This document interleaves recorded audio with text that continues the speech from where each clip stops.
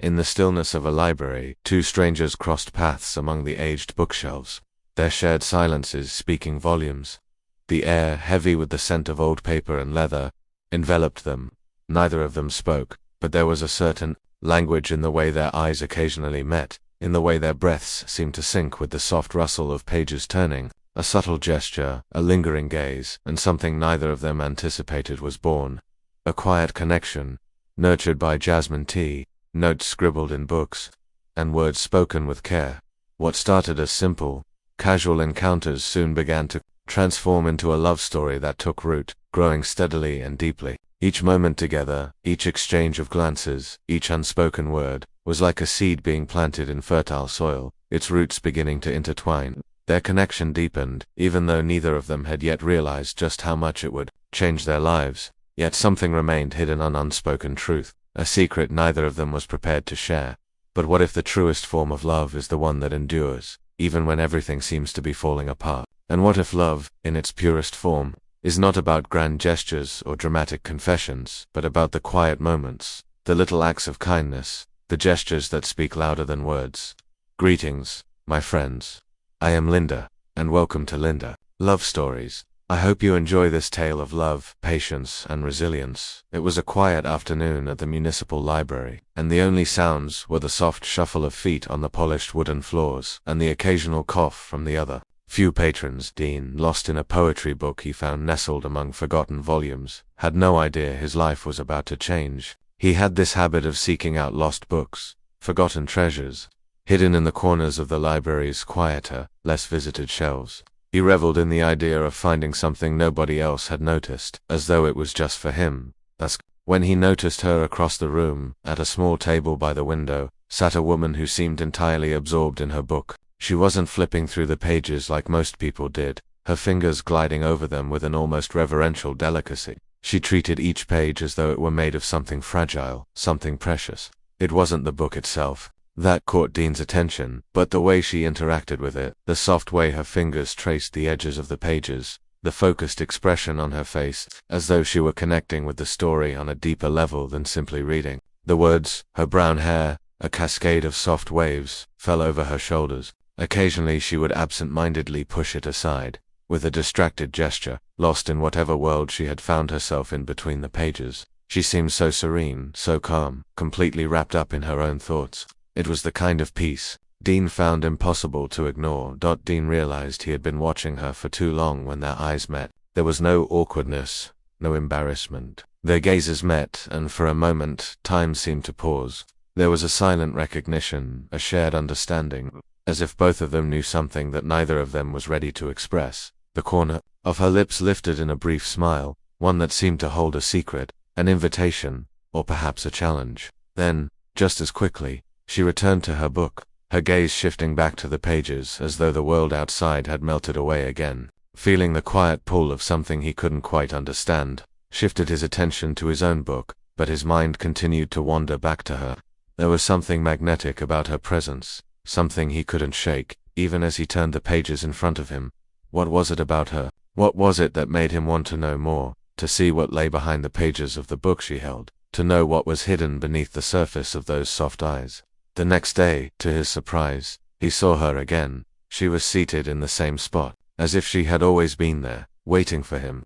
Her brown hair fell in the same gentle waves, and her fingers again brushed against the pages with the same grace. Dean hesitated for a moment, feeling his heart race, wondering if it was the right time to approach her, but something inside him pushed him forward, urged him to make the first move. After all, they had shared a moment the day before, even if it was fleeting, even if it was silent. This time, he approached her, stumbling over his words in the way only someone nervously speaking to a stranger can. He asked, "What book are you reading?" She looked up, her eyes catching his, and for a moment there was that same quiet recognition between them. "It's a novel about a journey through a cold country," she said, her voice soft, melodic, with an undertone of mystery that drew him in. "It's about finding yourself in the midst of isolation." Dean nodded, trying to gather his thoughts. "I'm Dean," he said, as if offering something of himself, a piece of the puzzle. "I come here whenever I can escape the office," he added, holding up his project analyst badge, not quite sure why he felt the need to offer so much information. Her smile softened, and she introduced herself as Summer. She wasn't giving much away. There was an air of caution around her, but not in a way that made Dean uncomfortable. Rather, it intrigued him. "I think I've seen you here before," he added, almost as if stating an obvious truth. "Do you come here often?" Summer nodded, glancing back at her book, as though there was a comfort in its pages she didn't want to lose. "It's the quietest place I know," she said, her voice barely above a whisper. "It's where I can think clearly." Dean smiled, realizing he understood that feeling. There was something calming about the library, the way the world slowed down, the way everything felt still and at peace. "I feel the same way," he said. "I work over in the business center, and it's nice to get away from it all, even if just for an hour." From there, their conversations became a bit more frequent. Each time they met in the library, the connection between them grew. Summer began saving the spot in front of her, and Dean noticed the subtle way her eyes lit up when she saw him walk through the door. They began to chat more easily, each conversation more comfortable than the last. For Dean, Summer was an enigma mystery he wanted to solve, not in an invasive way, but in a way that made him feel like he was getting to know the real person behind the calm exterior. He began to observe the small details: how she frowned when reading something particularly thought-provoking, how she carried a little notebook where she jotted down ideas or phrases that struck her, and how, on colder days, she would sip jasmine tea as if it were a small ritual. And Dean, for all his discomfort around grand gestures, found himself falling into a rhythm of small attentions. He began leaving a cup of jasmine tea on her table before she arrived, a small gesture that spoke volumes of his care for her without needing to be spoken. Through these quiet moments, their bond deepened. It wasn't a rush, a sudden spark of passion, but a steady, growing connection formed through shared silences, fleeting glances, and soft words. Dean found himself thinking of Summer even when they weren't in the library. It was like a subtle thread had been woven between them, invisible yet undeniably strong. The seeds of something much deeper were planted during these moments. And though neither of them knew it yet, their lives were beginning to intertwine in ways neither could have predicted. 3 months had passed since that first conversation in the library, and in that time, Dean and Summer's connection deepened in ways neither could have foreseen. Their meetings had become more than just shared silences between the pages of books. They were becoming moments of discovery, understanding, and quiet companionship. What had once been a casual encounter between two strangers had slowly transformed into something far more meaningful, a bond neither of them had been prepared for. Dean found himself looking forward to their library meetings, his days at the office now filled with thoughts of Summer, the way she smiled shyly when he walked in, the way her eyes flickered to his across the table. He found peace in the quiet of the library, in the way time seemed to slow down when they were together, even though their conversations remained soft, unhurried. There was an undeniable sense of understanding between them, a connection that didn't need to be vocalized to be felt. They didn't need to say everything for it to matter. He'd learned more about Summer during this time, each small piece of information becoming another thread in the tapestry of her life. He learned that she had grown up in a small town, surrounded by fields and mountains, where the sounds of the city were a distant memory. He learned that she was fiercely independent, that she hated crowds and preferred the solitude of quiet streets, far from the rush of modern life. She had a deep love for books, often disappearing into novels as if they were lifelines. There was also an underlying fragility to Summer, a quiet sadness that Dean couldn't ignore. She never spoke about it directly, but Dean began to notice the subtle ways it showed itself, the way her smile didn't always reach her eyes, the way her laughter was often brief, as if it was something she didn't allow herself to enjoy for too long. There were moments when she seemed distant, as though her thoughts were far away, lost in some memory or worry that she wouldn't share with them. Still, he found himself drawn to her more and more, wanting to understand her fully, to be the one she could lean on when the weight of her past became too heavy. One day, when they met in the library, Summer seemed quieter than usual. Her eyes were shadowed, her movements slower, as though a burden rested on her shoulders. She didn't seem to be reading as intently as she usually did, and Dean couldn't help but feel that something was off. "Are you okay?" he asked, his voice soft as he took the seat across from her. She looked up, meeting his gaze with a fleeting smile that didn't reach her eyes. "I'm fine," she replied, her voice a little too quiet. "Just tired. Long week." Dean nodded, but he couldn't shake the feeling that there was something more, something unspoken between them. The silence that followed felt heavy, as if it were holding the unasked questions and unsaid truths that lingered between them. It wasn't until the following week that Dean realized just how much things had changed. Summer had cancelled their meeting, citing a heavy rainstorm that had made it difficult for her to get to the library. Dean didn't question her at first, but when he didn't hear from her again for a few days, something inside him stirred. He felt a growing unease, a quiet worry that he couldn't shake. Summer had always been independent, but now she was pulling away in a way he couldn't understand. Something was different, unable to resist. Dean decided to visit her. He showed up at her apartment one afternoon, a bag of freshly baked bread from the French bakery she had mentioned once in passing. It wasn't much, just a small gesture, but he hoped it would offer a bit of comfort. When Summer opened the door, her expression was one of surprise, but also something softer, something that made Dean believe she had been waiting for him, even if she hadn't realized it herself. She invited him inside, her usual calm demeanor replaced by a vulnerability that made Dean's heart ache. "How did you remember?" she asked, holding the bag of bread with both hands as if it was something precious. "I listen," Dean replied, his voice gentle. "You mentioned it once. I thought you might like it." Summer's eyes softened as she set the bread on the kitchen counter. "You're kind," she said quietly, her voice holding a note of gratitude that made Dean feel both warm and unsure, as if there was something more she wanted to say but couldn't. They sat down at her kitchen table, a quiet silence hanging between them. Summer poured them both a cup of coffee, the mismatched cups a stark contrast to the formality of the situation, but somehow it felt more real that way. Dean could sense the tension in the air, the heaviness of the unspoken words that hung between them. He wanted to ask, wanted to know what was going on, but he could see that Summer wasn't ready to share, so he didn't push. Instead, he simply listened as she began to talk. She spoke of her mother, whom she had lost far too soon, of the years of loneliness that had followed. She spoke of the fear that had taken root deep inside her, the fear of letting anyone in, of letting someone see her in all her brokenness, only to lose them. It was the first time she had opened up to him like this, and as she spoke, Dean felt a surge of emotion he hadn't expected. He listened without interruption, without trying to offer solutions or words of comfort. All he did was be present. When she finished speaking, there were tears in his eyes, though he hadn't realized when they had started. He reached out gently, taking her hand in his. "Thank you for trusting me," he whispered, his voice thick with emotion. "You don't have to be afraid. I'm here." Summer's eyes filled with tears as she looked at him, her vulnerability laid bare. "I've never told anyone this," she confessed, her voice cracking. Dean squeezed her hand, not knowing what else to say, but feeling that this moment, this raw, honest exchange, was something that could change everything. And as the days passed, it did. Summer seemed to let down some of the walls she had built around herself, allowing Dean a glimpse into the woman she truly was.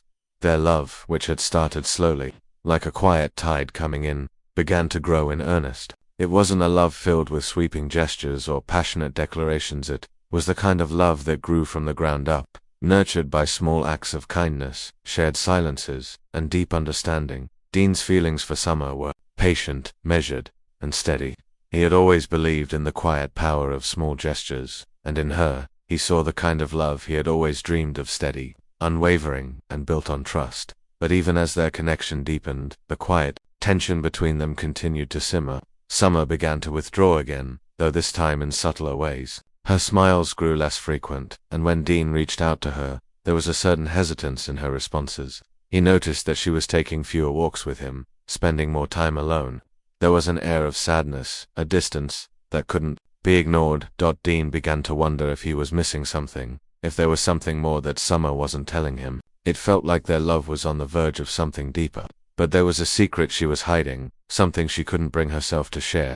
It wasn't until that fateful day, when everything would come crashing down, that Dean would learn just how much Summer had been protecting him from the truth.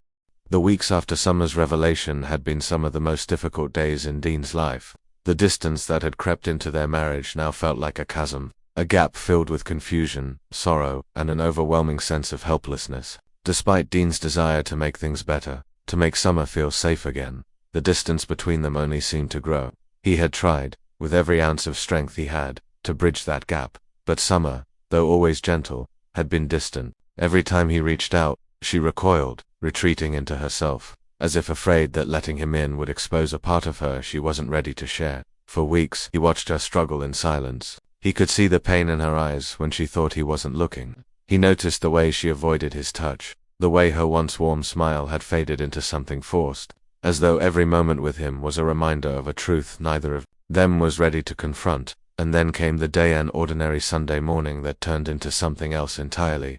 Dean had woken up early, like he always did, before the rest of the world had stirred. He had made pancakes, Summer's favorite, a small tradition that they had shared since the early days of their relationship. It was a simple thing, a quiet moment in the rhythm of their life together, but that morning, it felt different. There was an unfamiliar weight in the air, a heaviness that hung between them. Summer entered the kitchen with a quiet grace, but there was something in her demeanor that felt off. Her eyes were puffy, as though she hadn't slept in days, and her movements were slow, almost deliberate, as if the very act of moving took more energy than she had to give. She sat at the table without saying much, her hands resting nervously around her coffee cup, as though it were the only thing keeping her tethered to reality. Dean watched her for a moment, his heart tightening in his chest. He had been waiting for this moment, dreading it, but he hadn't expected it to come like this, so quietly, so suddenly. Dean, Summer said softly, breaking the silence that had settled between them. Her voice was low, almost hesitant, as if each word was heavy on her tongue. "We need to talk." The words hit him like a wave, knocking the breath from his lungs. He stood frozen for a moment, his hand still holding the pancake batter, the sound of the rain tapping gently against the window the only noise in the room. He knew what was coming, but he couldn't prepare himself for it. Summer continued, her words falling out like a confession. "I want a divorce," she said, her voice shaking with the weight of the decision. "I'm not happy. I can't keep pretending." Dean felt as though the ground had been ripped out from beneath him. "Summer, please," he said, his voice cracking.